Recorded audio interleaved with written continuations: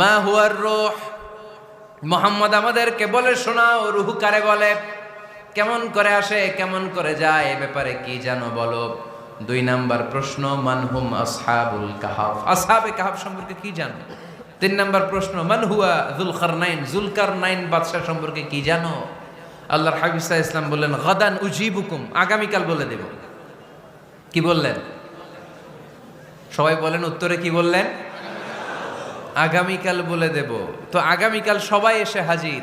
বলো, 3টা প্রশ্ন রেখেছিলাম গতকাল, উত্তর বলো। আল্লাহর হাবিব সাল্লাল্লাহু আলাইহি ওয়াসাল্লাম বলতে পারলেন না, কারণ ওহী আসেনি। তিনি ছিলেন ওহী নির্ভর, ডিপেন্ডেন্ট অন ওয়াহি, dependent on revelation, guided by the ওয়াহি।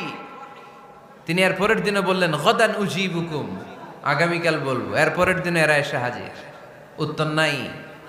আল্লাহর হাবিব সাল্লাল্লাহু আলাইহি ওয়াসাল্লাম আবারও বললেন গাদান উজিবুকুম,